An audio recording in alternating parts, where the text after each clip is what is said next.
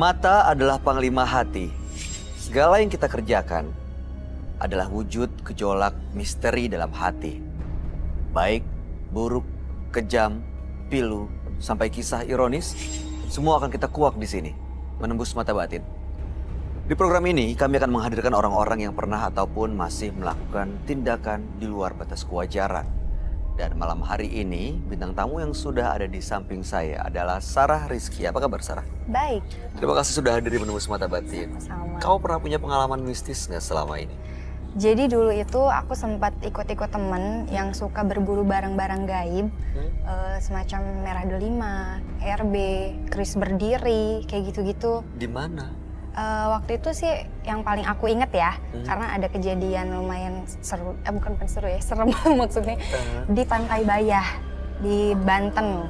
Nah, jadi katanya menurut tradisi sana, kalau di Pantai Bayah itu kalau hari Jumat, itu nggak boleh ke pantai gitu, karena ada pantai, sawah, terus penduduk gitu kan. Nah, waktu itu aku karena nggak tahu, aku mau main ke sana gitu kan. Terus pas di sawahnya itu kan ada saung-saung gitu. Aku nemu ular yang segede paha aku. Aku kaget dong, terus akhirnya aku langsung balik lagi gitu kan karena takut. Terus aku cerita sama penduduk sana. Baru dijelasin, katanya memang nggak boleh kalau hari Jumat main ke pantai gitu.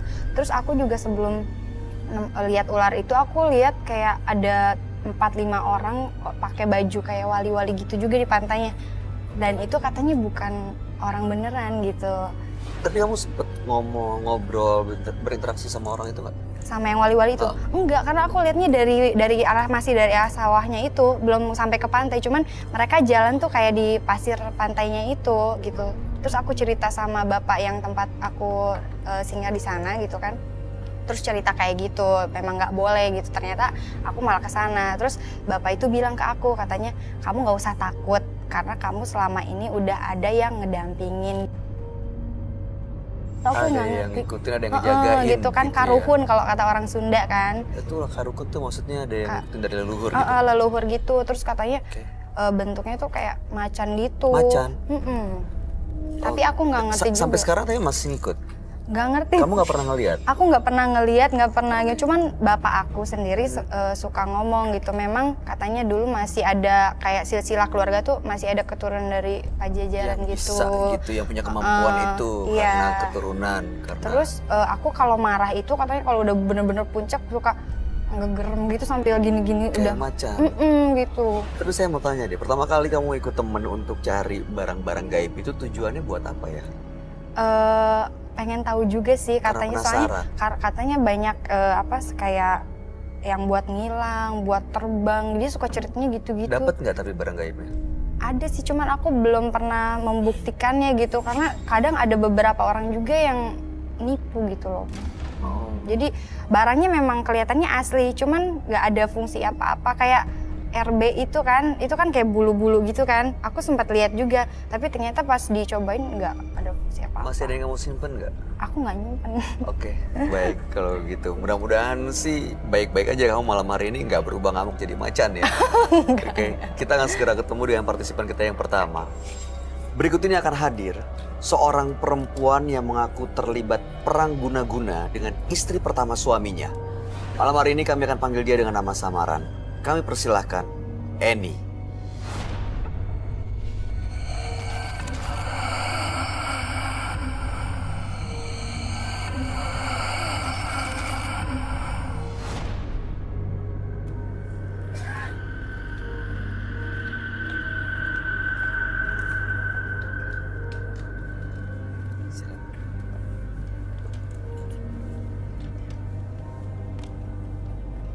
Malam, Kak. Selamat malam Bu Eni. Selamat malam.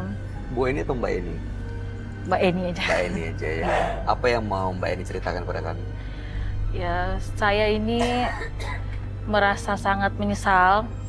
Sebenarnya mau minta maaf, tapi saya juga dendam juga. Karena perkataan istri pertama suami saya itu yang membuat saya itu merasa saya sampai sekarang ini pun masih dendam. Apa dia bilang apa? Pertamanya itu saya menikah sama suami itu, dia sudah pisah. Saya juga udah minta izin sama yang pertama itu, dia sudah memberikan izin. Tapi lama-kelamaan dia malah ngatain saya pelakor. Dia malah nuduh saya maling, dia nuduh saya ngerebut hak asuh anaknya dan segalanya. Dari uang, masalah harta, segala macem. Ya saya nggak terima, lama-kelamaan saya jadi benar-benar muak. Dan juga dia neror saya tuh abis-abisan. Itu yang membuat keganggu rumah tangga saya. Suami tahu? Tahu, Ya, lalu? dia nggak bisa buat apa-apa. Lalu apa yang kamu lakukan? Ya akhirnya saya membuat dia ngerasain apa yang saya rasain. Sakit hati yang benar-benar sakit lebih dari saya. Dengan cara? Dengan cara saya pergi ke orang pintar. Saya mau buat dia jatuh miskin. Kayak sekarang apa yang saya rasain. Dan saya mau buat dia juga anaknya ngerasain apa yang kayak anak saya rasain sekarang ini. Bahkan saya mau kepengen suami saya itu pisah sama istrinya ini tanpa inget sama anaknya lagi. Jadi biar lupa sama istri pertamanya sama anaknya juga. Biar hidup sama saya tenang. Mana bisa memutus hubungan antara orang tua dan anak? Saya bisa aja. Apa yang saya mau lakuin pasti bisa. Karena saya sudah benci sama orang itu. Lalu diapain sama si dukun? Saya itu dimandi kembang, terus disuruh tiduran, pakai kain kafan, dikasih minyak. Katanya minyaknya itu bisa ngebuat suami saya itu biar betah sama saya, gak inget sama anaknya lagi. Cincin sama batu itu juga bisa ngebuat anak yang dari dia itu sakit-sakitan. Sama istrinya ini bisa jatuh bangkrut, semuanya hartanya bisa habis. Berhasil utamanya. Sekarang kondisinya dia gimana? Sekarang dia baik-baik saja. Malah sekarang timbul baliknya ke saya. Yang membuat Mbak Eni datang ke menembus mata batin untuk apa sebenarnya? Saya mau ngakuin kesalahan saya tanpa sepengetahuan dia. Saya pengen anak saya nggak sakit-sakitan lagi. Saya kepengen rumah tangga saya baik lagi. Saya kepengen anak saya juga hidup bahagia kayak rumah tangga yang lain. Kayak gitu, Kak. Pernah coba minta maaf langsung nggak? Saya nggak mau. Yang ada saya bakalan diejek terus.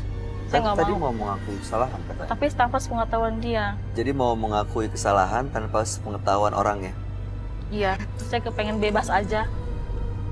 Baik, kita akan coba tanya kepada seorang sahabat kami apa yang kira-kira dia lihat, pendapat dan tanggapannya mengenai masalah ini. Ya. Sahabat kami adalah seorang indigo. Kami persilahkan Roy Kiyoshi. Sebelumnya, tim Mata Batin sudah memberikan tanggal lahir dan nomor rumah partisipan kepada Roy Kiyoshi. Dengan mata batinnya, Roy akan membaca berdasarkan angka yang kami berikan. Eni terlahir pada tanggal 12 Maret 1994. Eni memiliki karakter yang keras dan mudah sekali bergantung pada orang lain. Saya melihat ia memiliki aura negatif yang sangat besar. Dari mata batin saya, sosok Eni memiliki keinginan yang sangat besar sehingga ia menggunakan ilmu hitam. Ia melakukannya dengan berbagai cara. Ilmu hitam ini membuat kehidupan Eni dipenuhi dengan penuh amarah.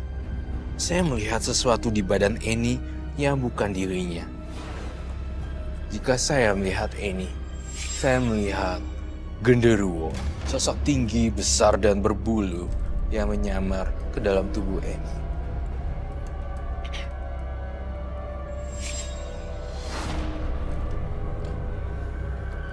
Selamat malam. Selamat malam, Roy. Silakan duduk semuanya. Terima kasih.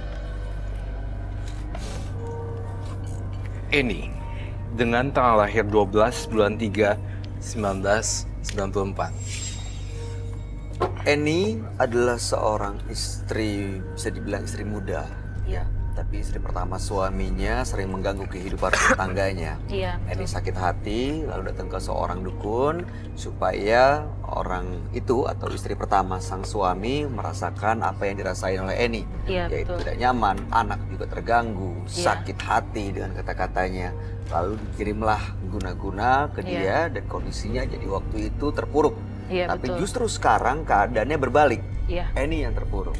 Anaknya sakit, lalu rumah tangganya sering ribut. Makanya datang ke menembus mata batin untuk mendapatkan ketenangan dan ingin mengakui semua kesalahannya. Iya, betul.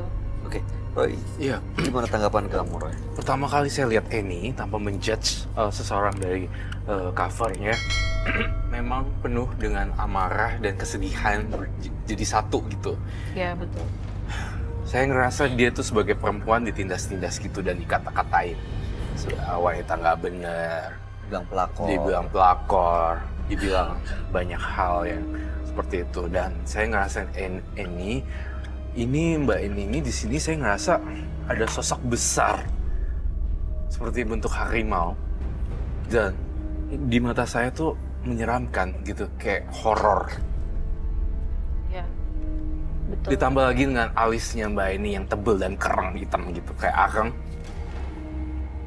Saya ngerasa itu malah makin tajam penglihatan saya, seperti hitam, tinggi, dan gede. Genderuwo. Kau lihat sosoknya? Ngerasain dia megang saya, berasa banget megang. Kalau sosok masih kurang berani. Tapi kamu merasa Dipegang, ada yang benar-benar. megang memang? Iya, saya sempat teriak kok. Karena saking takut. Takutnya. Iya. Mau nanya Kak, Silakan Sarah. Silakan. biasanya kalau apa ya, kita punya barang-barang kayak gitu kan suka ada kayak perawatannya gitu ya. Oh, Itu ada Mbak- ritualnya iya, untuk merawat ritualnya. barang-barang. Mbak ngelakuin hal kayak gitu juga nggak? Kalau perawatan, saya langsung pergi ke orang pintarnya.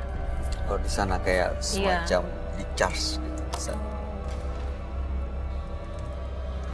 Ini sosok ini energinya negatif kah atau sebenarnya memang menjaga Eni? Sosoknya negatif dan mempengaruhi Eni marah-marah gitu. Emosi. Saya sih juga ngelihat ada satu lagi yang hitam besar itu. Apakah kau bisa memanggil itu ya untuk datang ke sini? Yang hitam itu apa maksudnya? Genderuwo. Ah, serius. Benar-benar hitam, besar, dan setiap kali mandi diliatin, setiap kali buang air kecil diliatin, dan bahkan tidur digerayangin. Itu ikut sejak Eni datang ke dukun atau memang sebelumnya sudah ada di Eni? Ikut semenjak dia pergi mengunjungi orang pintar. Sebenarnya ada konspirasi cerita di sini. Eni, kayaknya kamu nutupin sesuatu juga nih dari saya, dari kami bertiga, bahwa kamu pergi ke dukunnya berkali-kali dan berkali-kali. Sering ya? Cobain beberapa orang sih sebenarnya nanya-nanya Oh, ke banyak tempat. untuk solve the problem itu. Ya, makanya jadinya banyak yang nempel. Bener begitu, Bre? Iya. Dan baru 3 hari yang lalu, saya sempat tanya ke teman juga mau ke sana lagi. Mau buat suami mati. Soalnya kan Malah suami iya. yang di... Kenapa suami Ya itu? karena semenjak itu dia malah jadi galaknya ke saya. Jadi KDRT ke saya. Hampir setiap hari. Dan kamu mau suaminya mati? Tapi kasihan juga anak sih Kak. Kemarin juga anak saya dibawa kabur sama suami saya ke rumah istri pertamanya. Diajak ke sana. Dan dia juga kepengen tinggal di sana katanya. Si anak? Iya, anak saya masih 2 tahun. Masih belum tahu apa-apa. Tadi Eni bilang keadaannya sekarang terpuruk. Kondisinya, keluarganya juga tidak akur lagi. Lalu kemudian anaknya juga sakit-sakitan. Ada pengaruhnya nggak dengan makhluk-makhluk yang ngikutin dia ini, Roy? Ada pengaruhnya juga. Gara-gara si Eninya berkunjung sana sini dan menyakiti secara tidak langsung, dia jadi kena karmanya. Itu yang saya rasain. Tapi karena kalau misalkan dia ngatain saya pelakor, apa saya salah? Sebenarnya saya nikah, udah minta izin, tapi malah saya dibilang kayak gitu. Minta izin siapa ya?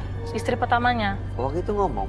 Iya, saya sempat ketemu, bahkan dia ke rumah saya. Tapi waktu itu hubungan mereka sudah selesai, sudah pisah. Sudah selesai. Tanggapan suami Iya. kamu gimana tuh? Begitu tahu Iya. kalau kamu dibilang pelakor. Diem aja.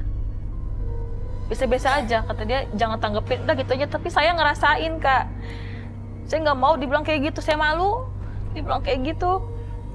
Salah saya apa coba Kak?